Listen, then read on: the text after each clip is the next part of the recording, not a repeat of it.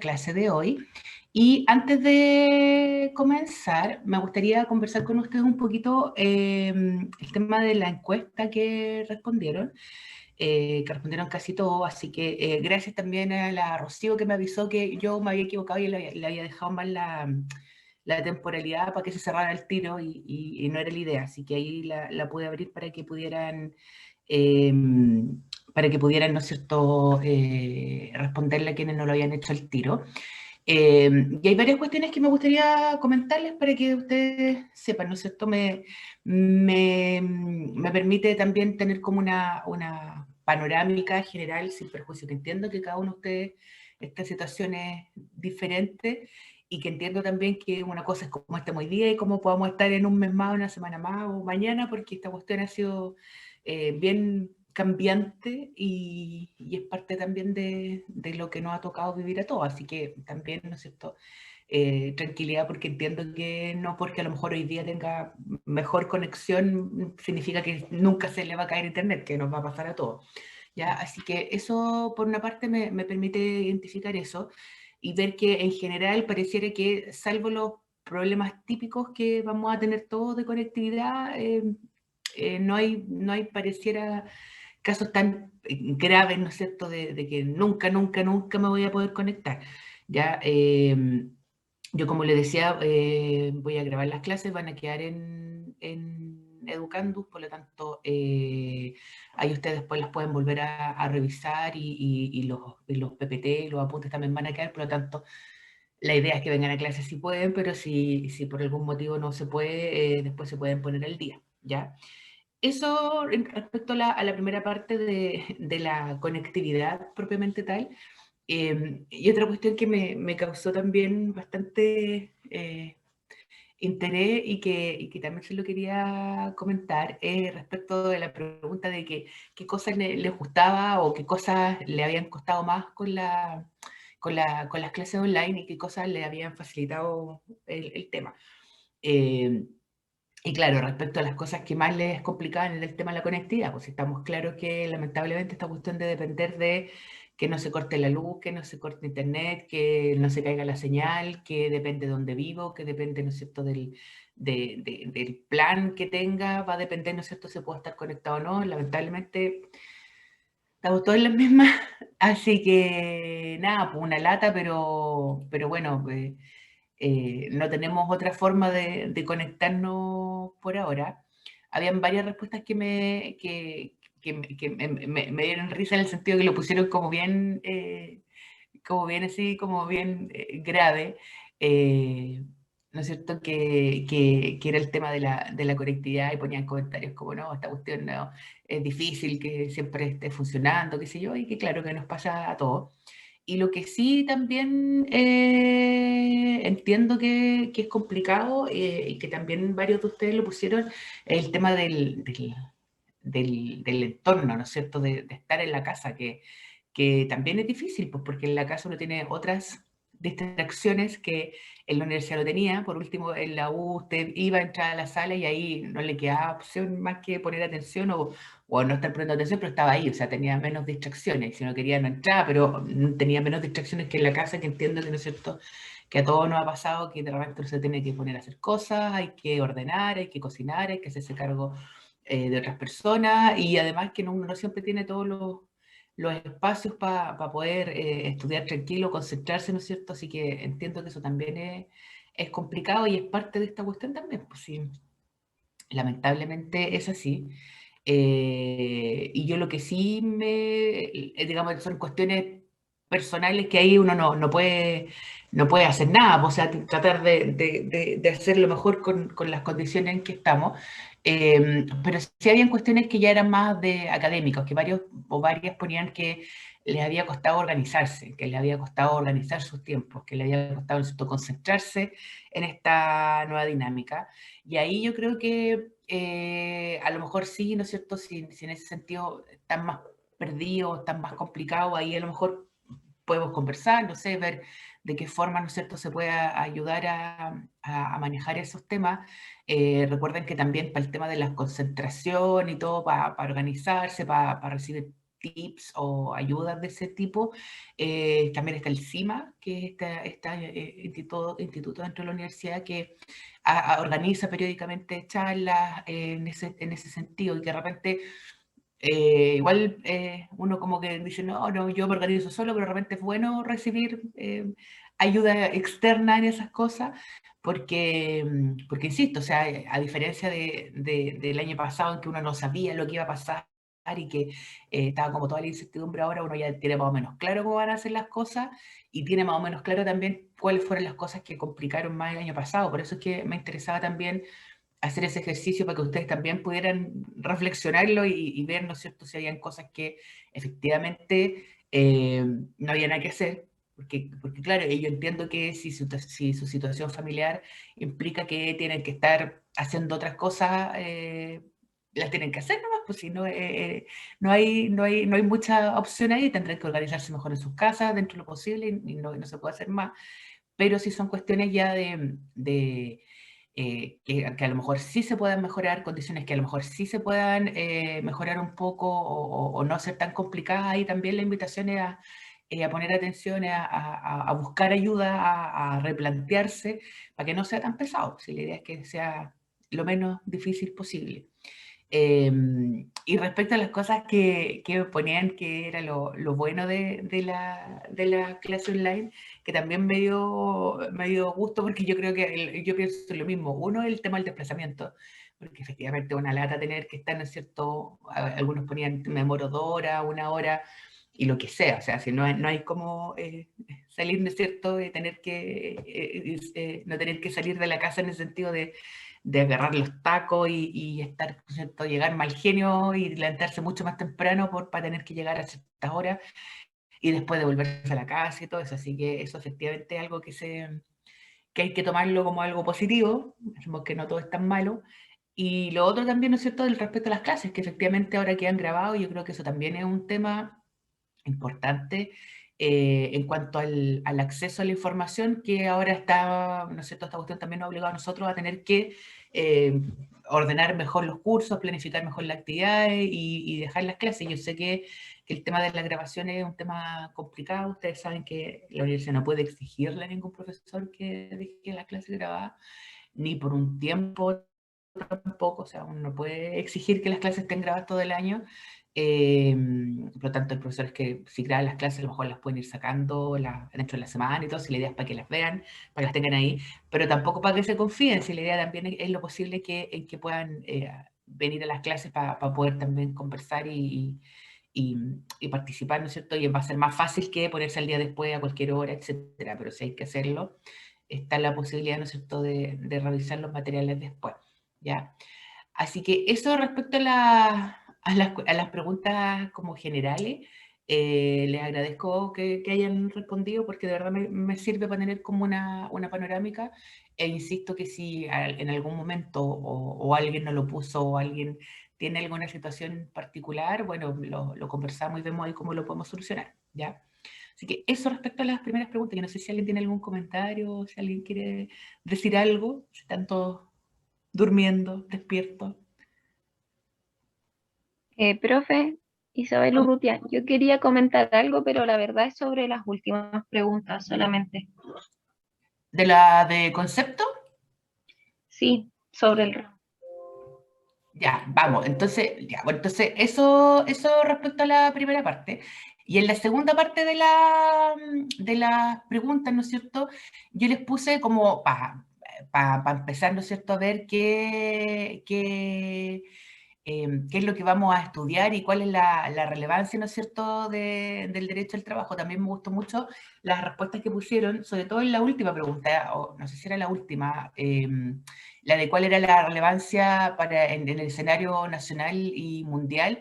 Y claro, casi todos pusieron, ¿no es cierto?, el tema de cómo había afectado la pandemia a las relaciones de trabajo, ¿ya? Y eso efectivamente es algo que es bien interesante y que algo comentábamos también el martes, en el sentido que yo les decía, ¿no es cierto?, cuando partió esta cuestión, las primeras modificaciones que se hicieron en materia legal fue materias laborales. Al tiro se echa mano a eso. ¿ya? Y entonces lo que vamos a partir es revisar por qué pasa eso, por qué precisamente en un escenario tan particular como el que estamos, es una de las materias más relevantes y más, las que más impacto tienen en la vida de las personas. ¿Ya? Así que vamos a avanzar por ahí. Pero Isabel, tú querías comentar algo. Veamos entonces respecto a las otras preguntas. No, la verdad, solamente era eso que yo no sabía mucho qué poner en qué esperar del ramo porque es primera vez que lo estoy cursando y la verdad, no me hago muchas expectativas de los ramos hasta enfrentarme con ellos porque no sé de qué se tratan. Y puedo tener expectativas de una cosa y puede ser completamente diferente. Entonces, esas preguntas yo no las contesté, esa en particular. Ya, está bien. Y esa era la idea, así que tampoco, y yo por eso les puse como que entiendo, así como para ver, no tienen por qué saber, si la gracia es precisamente que lo que vamos a ver ahora, si no, no tendrían para qué estudiarlo. Ya, yo no sé si hay algún otro comentario respecto a las preguntas, alguien que quiera indicar algo. No, ok. Ya, entonces vamos ahora sí a partir con la clase propiamente tal. Voy a empezar a grabar. Eso les digo también, por si acaso, siempre se me olvida, así que el año pasado había una alumna que siempre me decía, profe, acuérdate de grabar. Así que no me molesto que me recuerden porque si no se me va a olvidar. Así que voy a apretar el récord. Y lo que sí vamos a hacer en la clase de hoy día al menos, que vamos a hacer las 2 horas, acuérdense que vamos a tener un rato, vamos a hacer, ¿no es cierto?, la primera parte de clase, no la hora completa, vamos a terminar antes y vamos a hacer un break. Y en ese break yo lo que hago es cortar la sesión porque así puedo traspasar el audio al tiro, cosa que no le queden videos tan pesados, que no queden videos de 2 horas, sino que queden los videos de la pura parte en la que vimos materia, para que no tengan después que descargarlo o que les quede tan pesado o que sea tan mucho más fome, ¿no es cierto?, ver cuestiones que no aportaban a la clase. Así que eso, ahora voy a empezar a grabar entonces. Ahí estamos grabando y voy a compartir pantalla para mostrarles, ¿no es cierto?, un PPT. Ahí ya se ve. Ahí sí. ¿Ya? Y lo que vamos a empezar entonces a ver ahora es ya de lleno la materia, la primera unidad de aprendizaje del módulo. Como yo les comentaba, ¿no es cierto?, el otro día son 4 unidades las que vamos a revisar.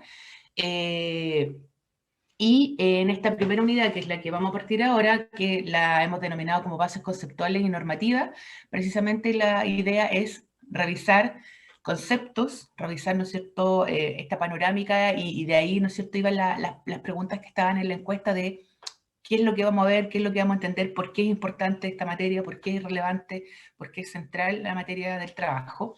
Y para tener todo súper ordenadito, yo trato de hacerlo así, no siempre resulta hoy, pero trato de ir siempre bien, 1, 2, 3, 4, a veces bien ordenado, para que a ustedes también les sea más fácil estudiar y les sea más fácil entenderlo. Por lo mismo, y eso también como sugerencia, recomendación o consejo, como yo tiendo también a tratar de estructurar la materia, también me gusta que me respondan así. Así que creo que es una buena forma de ordenar. Lo estoy diciendo, por ejemplo, después para las pruebas, para los trabajos que tengan que hacer. Tratar de tener el mapa mental ordenado creo que sirve mucho para mí, para entenderme y para a su vez poder explicarle a ustedes y que ustedes entiendan mejor la materia y que las tengan más ordenadas. ¿Ya? Entonces, en esta primera unidad vamos a subdividirla en 4 partes, en 4 títulos, en 4, como quieran, que son los que están señalados acá. Y esta va a ser nuestra hoja de ruta, la primera parte del curso, que además, como les señalaba, coincide con la primera evaluación. Las fechas todavía no están firmes porque como les comentaba, el centro estudiante me mandó una propuesta, pero hay que hacer algunos ajustes ahí porque hay algunas cuestiones que hay que modificar. Pero en principio siempre alcanzamos más o menos a ver toda la materia para la primera prueba, ¿ya? Así que esto es más o menos la primera parte. Y que, como decía, la vamos a dividir en 4 subtemas o subtítulos. En la primera, que es la que vamos a comenzar a ver hoy, vamos a ver los antecedentes y la evolución del derecho al trabajo para entender su concepto, su ámbito de aplicación, y también vamos a referirnos a la evolución histórica. Esto tiene una explicación, no es que diga aquí, pucha, vamos a ver historia, sí, vamos a ver historia, pero no por una cosa antojadiza, sino que precisamente porque vamos a ver la importancia que tienen los fenómenos históricos en la evolución y en la regulación laboral a partir de ciertos fenómenos, a partir de ciertos momentos. Por eso es que es importante entender esa evolución para a su vez entender el contenido de la regulación en particular en algún momento de la historia. ¿Ya? Así que esa va a ser como el primer subtítulo. Luego vamos a revisar las fuentes del derecho del trabajo, tanto su clasificación como los tipos de fuente y sus contenidos. Y aquí también vamos a detenernos un poquito porque obviamente el sistema de fuentes siempre es relevante para poder saber, ¿no es cierto?, con qué elementos vamos a tener que trabajar para poder resolver problemas, que es lo que, ¿no es cierto?, va a ser nuestro enfoque. Y en ese sentido también, ¿no es cierto?, vamos a ver las particularidades que tienen las fuentes del derecho del trabajo, tanto en cuanto a su clasificación. Vamos a ver, ¿no es cierto?, que ahí también las fuentes se ordenan de manera diferente, y también los tipos de fuentes, ya que vamos a ver ahí que las fuentes también en materia laboral tienen algunas particularidades que no se presentan en otras disciplinas jurídicas. Luego ya en la tercera parte de esta primera unidad vamos a referirnos de lleno a la aplicación, es decir, una vez que ya hayamos estudiado las fuentes, vamos a ver qué hacemos con las fuentes, cómo se aplican, y en virtud de eso entonces vamos a estudiar principios de derecho al trabajo, reglas de prescripción y caducidad. Vamos a ver que también aquí las fuentes se pueden o se deben aplicar dentro de un periodo determinado, o si no, ¿no es cierto?, se producen diversos efectos. Y también, ¿qué es lo que pasa cuando no se aplican las fuentes o sea, derechamente se infringe una normativa laboral y cómo, ¿no es cierto?, se van resolviendo ese tipo de problemas, ¿ya? Y finalmente, un cuarto subtítulo, una cuarta subunidad dentro de esta primera parte, y también para poder entender lo que viene después, vamos a ver, a revisar algunos elementos de la administración laboral, principalmente, ¿no es cierto?, la acción del órgano administrativo eh, que funciona para estos efectos, que es la Dirección del Trabajo, que me imagino que la han escuchado. De hecho, ¿no es cierto?, siempre está el tema cuando hay cualquier problema laboral, lo primero que la gente dice, ¿no es cierto?, tiene que ir a la DT a reclamar o a preguntar o a lo que sea. Y vamos a ver entonces cuál es el rol que cumple para estos efectos la administración laboral, y lo mismo respecto a la judicatura laboral. Nosotros acá en este módulo no enseñamos litigación, eso lo ven el próximo año en litigación laboral, pero sí, ¿no es cierto?, va a ser como la panorámica general de cómo funcionan los tribunales laborales, cuáles son, en qué momento hay que ir, cuáles son más o menos las acciones que se pueden aplicar en esta materia. De nuevo, también, ¿no es cierto?, como para tener toda la panorámica general, la estructura del módulo, para luego, ¿no es cierto?, en la segunda y tercera unidad explicar lo propio de respecto a derecho individual y derecho colectivo, que va a tener, ¿no es cierto?, que ver con la aplicación de todo esto que vamos a ver en esta unidad introductoria, ¿ya?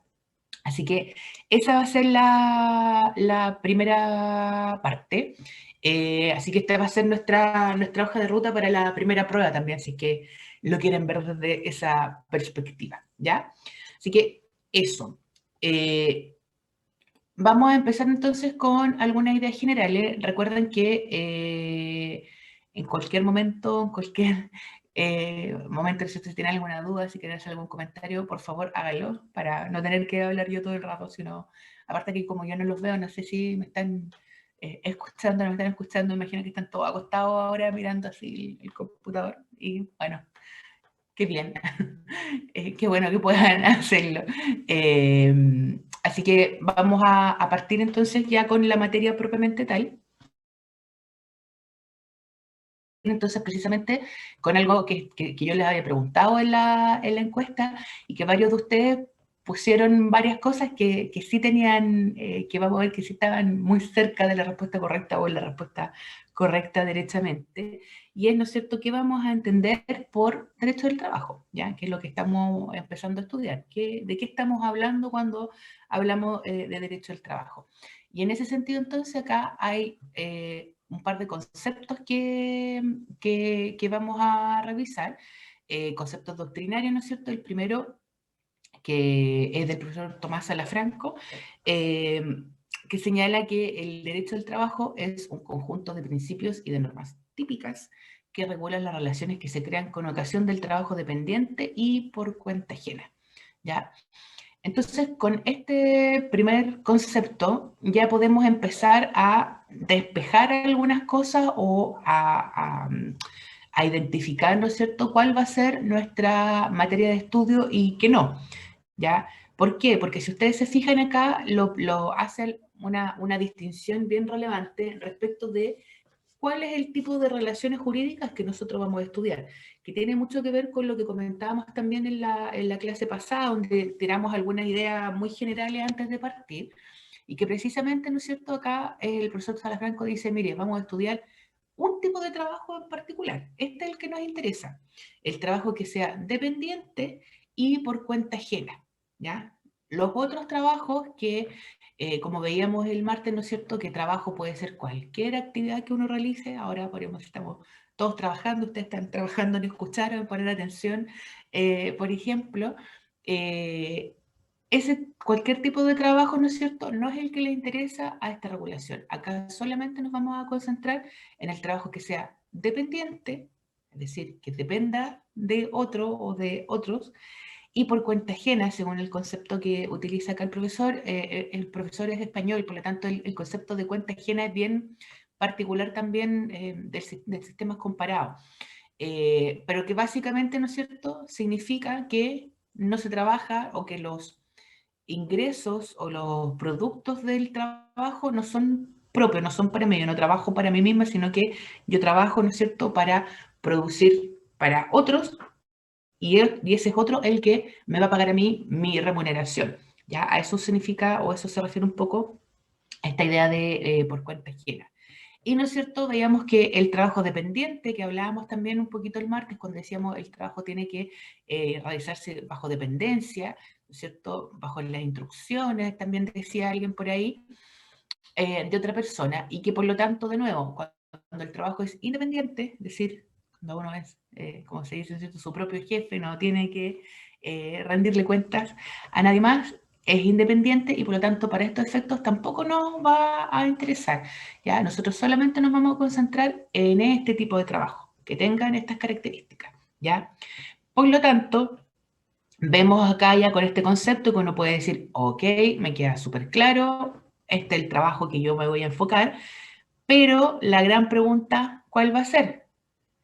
¿Qué vamos a entender, no es cierto?, por trabajo dependiente y por cuenta ajena? Porque acá nos están diciendo que ese es el trabajo que va a ser objeto de esta regulación y el que no cumpla con estas características queda afuera. Por lo tanto, nuestro eje central y que efectivamente vamos a estar, ¿no es cierto?, ahí bastante rato y viendo este tema es identificar cuándo es trabajo dependiente y cuándo no lo es. Porque cuando sea dependiente va a ser trabajo objeto de estudio del derecho al trabajo y de lo contrario va a quedar fuera de su regulación y de su protección. ¿Ya? Por lo tanto, esa va a ser nuestra gran pregunta a responder en las próximas clases, ¿no es cierto? Y probablemente durante todo el año vamos a encontrar casos, ¿no es cierto? Y vamos a ver que no siempre es tan fácil hacer esa distinción. Vamos a ver que hay casos en los cuales es súper simple y uno va a revisar un caso y va a decir, ah, ok, esto es trabajo dependiente, y está bien, digamos, en el sentido que está incluido dentro de este objeto de estudio, y otro que no, que claramente es independiente, por lo tanto, fuera. En cambio, hay otros que no va a ser tan claro, ya que van a haber, ¿no es cierto?, ahí algunas dudas. De hecho, hoy día, y que tiene que ver también con lo que muchos respondieron en la encuesta, hoy día uno de los grandes temas o grandes desafíos del derecho al trabajo es poder calificar como dependiente a un tipo de trabajo que emergido o ha proliferado un montón con la pandemia, que ya venía de antes, pero con la pandemia se expandió un montón, y que es uno de los grandes temas hoy día de ver si son dependientes o no son dependientes. ¿Alguien sabe a qué me refiero? ¿A qué tipo de trabajo? Que queda ahí como en la línea gris. Los repartidores de delivery. Exactamente, ¿no es cierto? Más que por ser repartidores de delivery, todos estos que trabajan como en aplicaciones, ¿no es cierto? Porque ya no es como el repartidor de delivery que había antes, ¿no es cierto? Que no sé, si uno encargaba, no sé, una pizza, el repartidor trabajaba para la pizzería y la pizzería le decía, vaya a dejar la pizza a tal parte, sino que, ¿no es cierto? Todos estos trabajos en vía plataforma, ¿no es cierto? Pedido ya, no sé, Uber, todas estas cuestiones que en el fondo van a buscar la pizza al lugar donde uno la compra, pero no trabajan para la pizzería, pero tampoco trabajan para el que encarga, porque el que encarga les pide que vayan a buscarle nomás y que les dejen, y ahí sería todo. Entonces, hoy día, por ejemplo, ese es uno de los grandes desafíos, uno de los grandes temas interesantes, ¿no es cierto? Y la pregunta está por calificar si esos tipos de trabajadores son dependientes o no. Porque si nosotros decimos que son dependientes, es decir, que caben dentro de esta categoría, entonces tendríamos que decir, ok, se le aplica el derecho al trabajo entonces con todo el marco jurídico que nosotros vamos a estudiar. Pero si decimos, no, son independientes, entonces quedan fuera y ahí el derecho al trabajo no puede entrar. ¿Ya? Por lo tanto, ese me parece, y varios de ustedes lo pusieron, me parece un buen ejemplo para que vayamos entendiendo que no siempre es tan claro, sin perjuicio de que el tema de los repartidores o del trabajo vía plataforma hoy día ya está más o menos claro, que pareciera que están más dentro que fuera. Es como que es que uno reconoce que independientes no son, pero tampoco, ¿no es cierto?, caben en estas categorías tradicionales. Entonces vamos a ver que precisamente hoy es uno de los grandes desafíos del derecho al trabajo por categorizarlo, ¿no es cierto?, sobre todo porque eh, se han expandido o aumentado un montón. Precisamente, ¿no es cierto? Bueno, antes, como decía, antes de la pandemia había aumentado un montón este tipo de aplicaciones, pero con la pandemia, ¿no es cierto? Mucho, ¿no es cierto?, los casos que han aumentado por diversas razones, y por lo tanto es una cuestión más o menos urgente empezar a regularizar y a garantizar ciertos beneficios, ¿no es cierto?, para estos trabajadores. ¿Ya? Así que ese va a ser uno de los temas, creo, entretenidos, que también vamos a revisar en su momento para ver si estos trabajadores, ¿no es cierto?, dónde quedan, dónde se ubican, ¿ya? Pero ese es un ejemplo, ¿ya? Entonces lo importante que tenemos que tener en consideración a partir de este concepto es esta idea general, de que entonces el problema o la distinción va a estar por distinguir si es que son dependientes o no son dependientes. Y si son dependientes, quedan dentro, y si no lo son, no los vamos a poder aplicar el derecho al trabajo, ¿ya? Eso respecto a este primer concepto. No sé si hay alguna duda hasta acá, cualquier cosa, hablen nomás, o por el chat, o que está abierto, sí, o abren su micrófono y hablan nomás. Y un segundo concepto que me gusta comentar, que creo que también es bastante completo y que complementa bastante el anterior, este concepto que entrega también Derecho al Trabajo el profesor Francisco Walker, que es un profesor chileno que, bueno, falleció hace algunos años atrás, y que tiene un libro clásico que es de relaciones laborales, y que define el derecho al trabajo como un marco institucional de un sistema de relaciones de trabajo, regulando en consecuencia interacción de los tres actores del sistema, trabajadores, empresarios y Estado, con dos objetivos centrales: la tutela del trabajador y el mejoramiento de sus condiciones de trabajo. Entonces, fíjense que aquí el profesor Walker va mucho más allá y dice, a ver, aquí vamos a ponerle más elementos al concepto. Por lo tanto, tiene mucha otra información, ¿no es cierto?, que hay que agregar. Los dos conceptos están correctos, ¿eh? No es que uno esté bien y otro está mal, lo que pasa es que son distintos, pero apuntan al mismo objetivo. ¿Qué les llama la atención de este concepto? Que obviamente, además, y yo siempre les digo, pues yo siempre doy un par de conceptos y digo, apréndanse uno, siempre se aprenden el otro porque es más corto, pero cada uno ahí lo ve. Pero ¿qué les llama la atención o no les llama la atención este concepto que tiene elementos diferentes al anterior? Que tiene a 3 actores del sistema en vez de solo 2. Ya, y no es cierto, también lo mismo dice acá Natalia por el chat, el Estado también aquí juega. Y claro, vamos a ver esta particularidad y este es uno de los aspectos que más se puede analizar del concepto que da el profesor Walker, porque claro, la relación laboral, uno, y también lo habíamos explicado el otro día, es entre dos partes, el trabajador y el empleador o el empresario, ¿no es cierto?, como lo define acá, porque es entre ellos que se crea la relación laboral. Entonces la pregunta es, ¿qué rol juega el Estado acá? ¿Ya? Y vamos a ver entonces que el Estado, si bien no es parte configuradora de la relación de trabajo, sí juega un rol importante y sí hay una interacción en cuanto a la creación de normas, ¿ya? Y vamos a ver también que esta figura o esta idea, ¿no es cierto?, de que el Estado también esté incorporado en este concepto tiene mucho que ver también con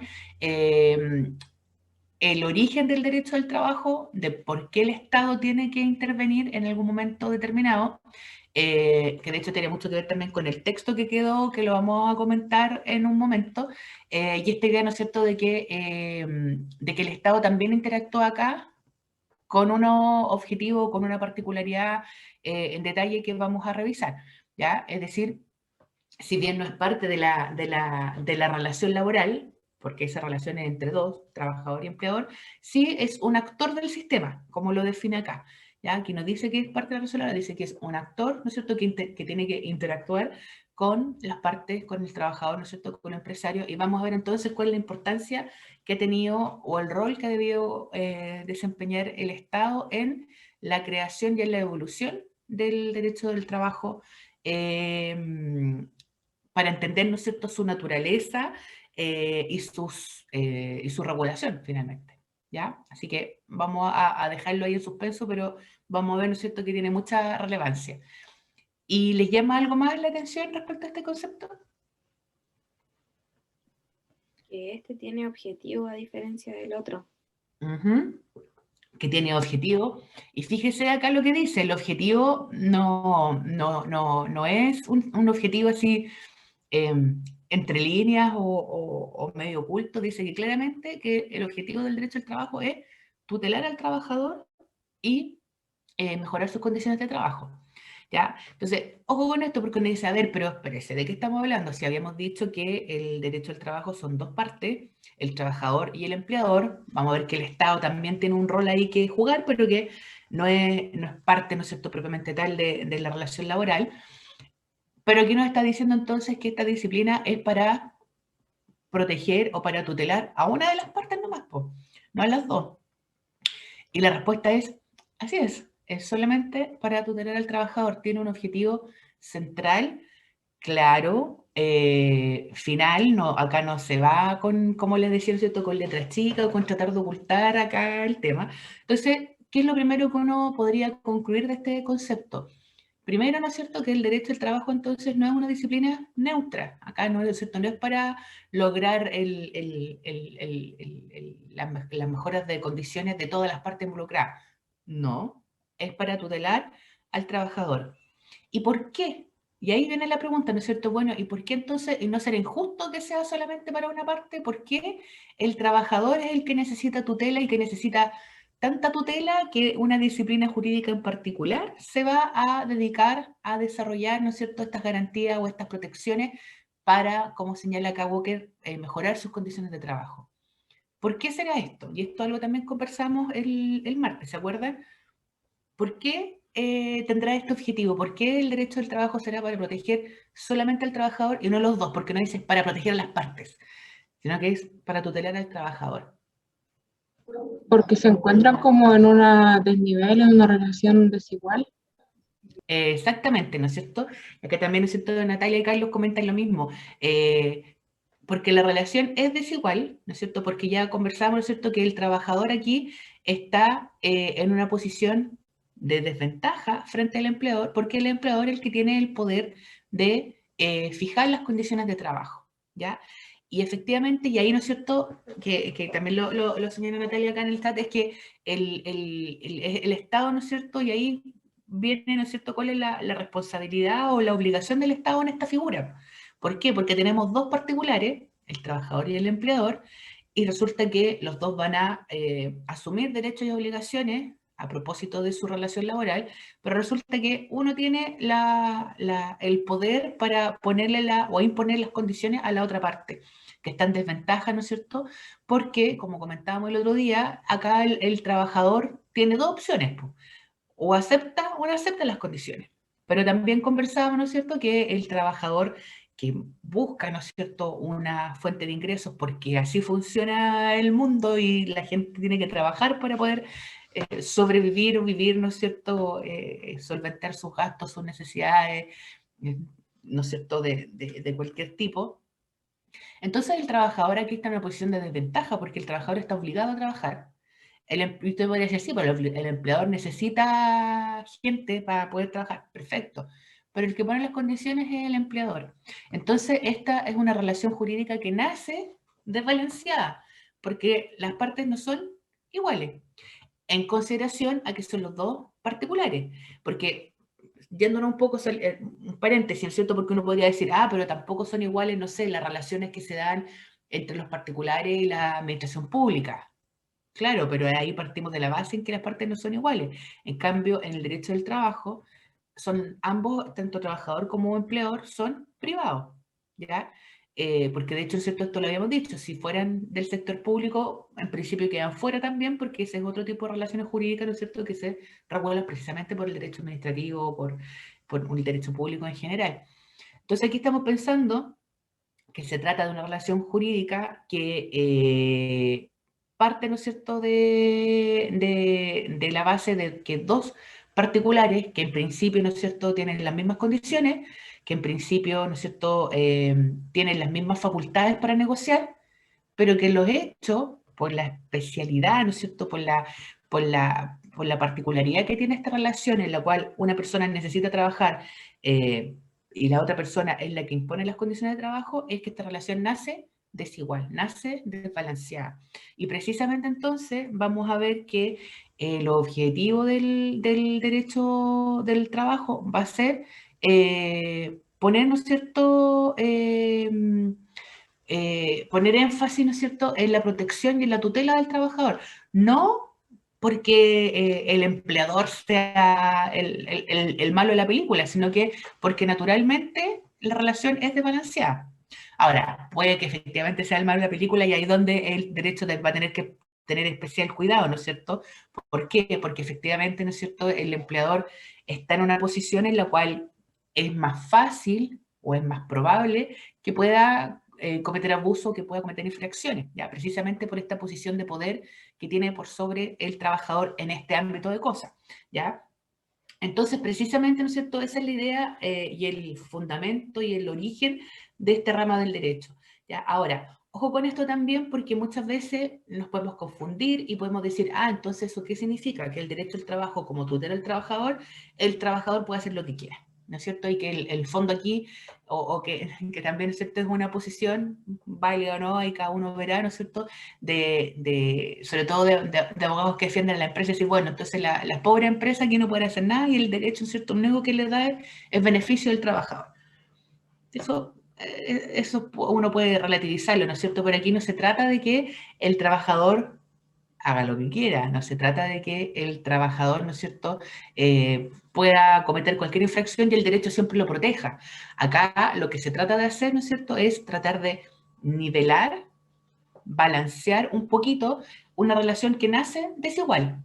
Entonces, darle algunas herramientas de protección para el trabajador para que no quede, ¿no es cierto?, tan desamparado frente a este empleador que naturalmente tiene más poder, ¿ya? No porque sea naturalmente malo, sino porque es el tipo de relación jurídica que se da entre ambas partes, ¿ya? Y por eso entonces es que el derecho del trabajo, ¿no es cierto?, tiene esta finalidad o este objetivo central, y acá, ¿no es cierto?, Hugo, que lo dice muy claro.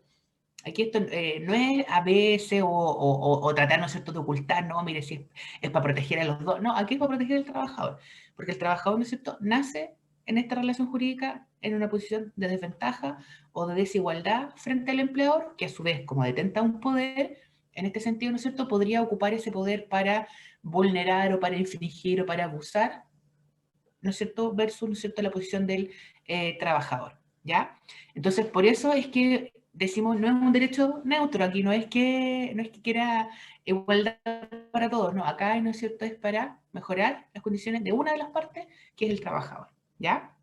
¿Por qué es importante esto? Y usted me puede decir, ya, el concepto sí, pero es que esto nos va a permitir o nos va a ayudar a entender las particularidades que tiene precisamente el derecho al trabajo como disciplina jurídica, porque esta es la base de todo. Si nosotros no entendemos o si nosotros no nos identificamos con esta idea de que el derecho debe intervenir porque las partes no están en igualdad de condiciones, entonces no vamos a poder entender cómo funciona la lógica para resolver los problemas, ¿ya?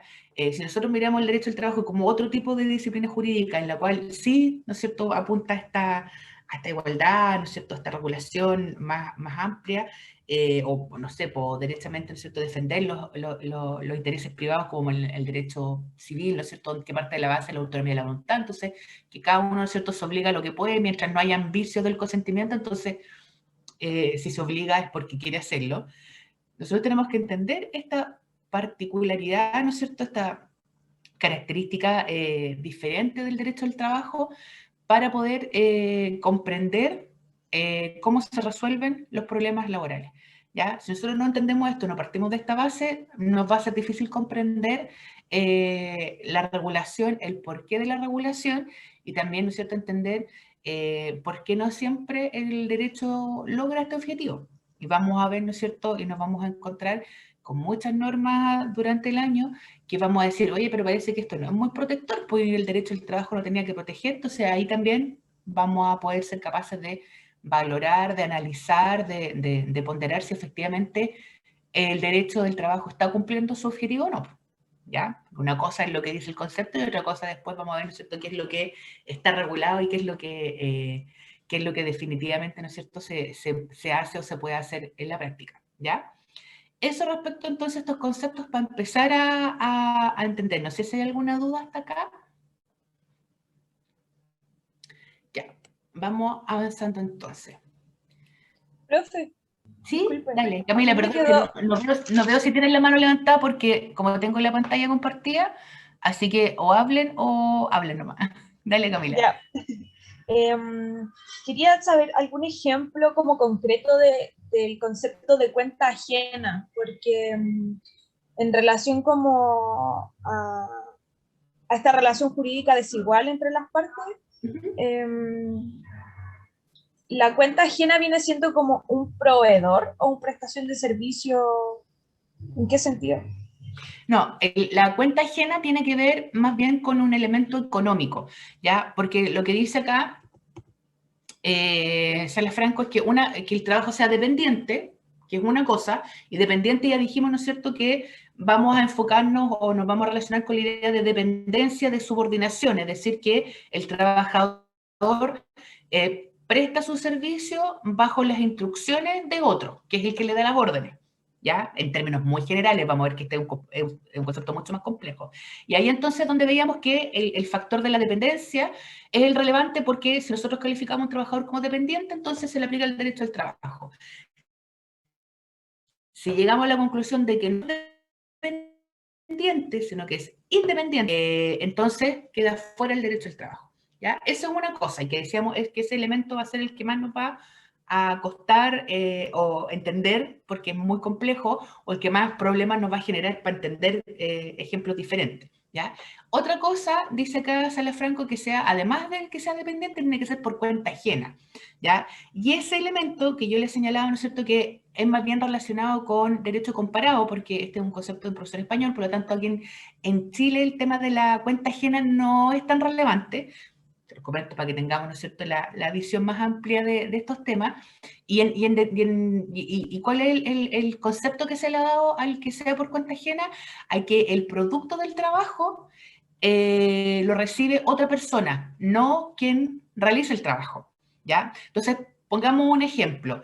Yo trabajo en una empresa que fabrica cualquier cosa, ¿ya? Y esas cosas se venden y quien genera, ¿no es cierto?, quien recibe las ganancias de esa venta del producto que yo, como trabajador, ayudé a fabricar, no me lo llevo yo, sino que las ganancias se las lleva la empresa, ¿no es cierto? Y otra cosa es que la empresa después a mí me pague una remuneración por yo trabajar, ¿no es cierto?, fabricando estos productos. No es que lo que se venda es para mí. ¿Se fija la vuelta que se da?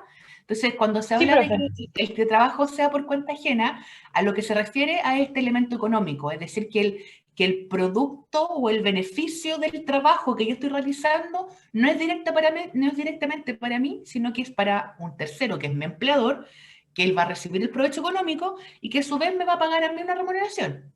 Pero probablemente no me va a pagar lo mismo que lo que está ganando por la venta. ¿Te fijas? Entonces, a eso se refiere el concepto de cuenta ajena. Ahora, vamos a ver en todo caso que, y por eso, ¿no es cierto?, está este concepto de profesor chileno, ¿no es cierto?, porque en Chile el concepto de cuenta ajena, la verdad es que no ha sido relevante, no ha sido desarrollado en esos términos, ¿ya? Se los comento eso sí, porque sí puede utilizarse para algunos ejemplos. Precisamente, ¿no es cierto?, el caso del tema de los trabajadores de plataforma, por ahí se ha utilizado un poco más, ¿no es cierto?, el tema de los beneficios, del provecho económico, por lo tanto es un elemento más a tener en consideración, pero no es el fundamental, ¿ya? Eso, no sé si ahí queda un poquito más claro.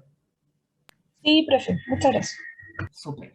Ya, no sé si hay alguna otra duda. Profe, Ya. ¿Sí? ¿y por qué acá en Chile no es tan relevante el concepto de cuenta ajena cuando es como la mayoría trabaja de esa manera? Sí, buena pregunta, Kiara. Lo que pasa es que acá en el Código del Trabajo se utiliza el concepto de subordinación y dependencia, ¿ya? Y que en estricto rigor podríamos decir que comprende esta idea de la ajenidad económica, ¿ya? Es un concepto más amplio. Por lo tanto, no dice cuenta ajena, no lo dice en esas palabras, pero se entiende incorporado dentro de esta idea de subordinación y dependencia, ¿ya? Porque el concepto del Código chileno es, podríamos decir, más amplio y comprende esta idea de la ajenidad económica sin que sea necesario de utilizar un término distinto, ¿ya? Entonces, no es que, es una buena pregunta, porque no se trata que ese trabajo, ¿no es cierto?, como dices tú, todo el trabajo en general es por cuenta ajena, ¿ya? Pero nosotros en vez de decir que es por cuenta ajena, decimos que es bajo subordinación y dependencia. En el fondo es una cuestión solamente terminológica, que se entiende comprendida dentro de esta idea que está a la que hace referencia el código, ¿ya? Así que no Ya, es que no profe, esté el gracias. elemento, ¿ya? Súper. ¿Alguna otra pregunta? Ya, entonces, ¿no es cierto? Vamos a ver algunas ideas iniciales entonces para poder entender estos conceptos y precisamente, ¿no es cierto?, para poder entender estas particularidades que estamos viendo, para ver por qué vamos a entender por subordinación, qué pasa con, ¿no es cierto?, la ajenidad, qué pasa con la intervención del Estado. Y en ese sentido, yo les había dejado un texto para que leyeran que era bien cortito, y que pretende, ¿no es cierto?, explicar un poquito cómo el derecho al trabajo se ha tenido que ir transformando y adaptando a las nuevas condiciones. Y es un artículo que es de hace un par de años atrás y que hace referencia a las crisis económicas producto, ¿no es cierto?, de los cambios financieros, pero que hoy día, plena pandemia, ¿no es cierto?, y que también muchos de ustedes lo pusieron en la encuesta, vemos, ¿no es cierto?, cómo el derecho al trabajo, ¿no es cierto?, enfrente a esta crisis económica, sanitaria, mundial, y cómo ha resuelto el problema del derecho al trabajo, ¿ya? Por lo tanto, vamos a comentar un poquito el texto para incorporarlo también a la clase, pero no me quiero pasar de los tiempos, entonces vamos a hacer el break ahora, para no partir la idea y quedar a media, ¿ya? Entonces, según mi reloj son 20 para las 11. Entonces nos vamos a dar 20 minutos de break y vamos a partir de nuevo entonces a la 11, 20 minutos. ¿Ya? Y yo voy a cortar la sesión para poder pasar el audio y luego la vuelvo a abrir, ¿ya? Y así también ustedes se desconectan un ratito, ¿ya? Así que eso, y si no han leído el texto, aprovechen de repasarlo para que lo podamos comentar ahora, ¿ya? Así que eso, nos vemos en 20 minutos más, chiquillos, entonces, ¿ya? Voy a apagar acá para que se puedan desconectar. Ya, profe.